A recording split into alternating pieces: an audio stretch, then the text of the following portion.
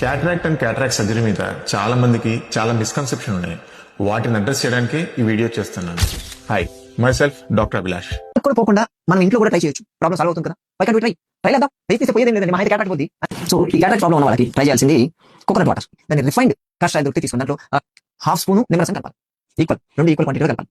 కలిపి దాన్ని ఒక్క డ్రాప్ కంట్లో వేయాలి. న్యాచురల్ మెథడ్లో ట్రై చేద్దాం. ఆఫ్ కోర్స్ క్యాటరాక్ట్ సర్జరీ అనేది చాలా మైనర్ సర్జరీ. దాన్ని చేంజ్ చేసుకుంటే తొందరగా పని అయిపోద్ది. దాని గురించి వరీగా అనక్కర్లేదు అనుకుంటా. కానీ ఆగిపోతుందా? అది ఒకసారి చేసేసి అయిపోతుందా? మళ్ళీ మళ్ళీ కూడా వస్తూనే ఉంటుంది. Why can't we try? ఇదైతే నిజమే. క్యాటరాక్ట్ సర్జరీని ఫాకోఎమల్సిఫికేషన్ అంటారు. కుట్టు కట్టు లేకోకుండా, అసలు సూది లేకోకుండా పెయిన్లెస్ గా మన క్యాటరాక్ట్ సర్జరీ అయిపోతుంది. ఒక్కసారి క్యాటరాక్ట్ సర్జరీ చేస్తే లైఫ్ లాంగ్ మీకు ఇంప్లాంట్ చేసిన ఆర్టిఫిషియల్ లెన్స్ అనేది వర్క్ అవుతుంది. అసలు క్యాటరాక్ట్ అంటే కంటి లోపల న్యాచురల్ గా ఒక లెన్స్ ఉంటుంది. ఆ లెన్స్ లో ప్రోటీన్స్ ఉంటాయి. ఆ ప్రోటీన్స్ డీనేచర్ అవుతుంది. చచ్చిపోయిన చెట్టుకు నువ్వు నీళ్లు పోస్తే బతకదు. అంతేగాని కంటిలో నువ్వు నిమ్మకాయ పోస్తాను, కొబ్బరి నీళ్లు పోస్తాను, క్యాస్టర్ ఆయిల్ పోస్తాను అంటే ఏవి పని చేయవండి.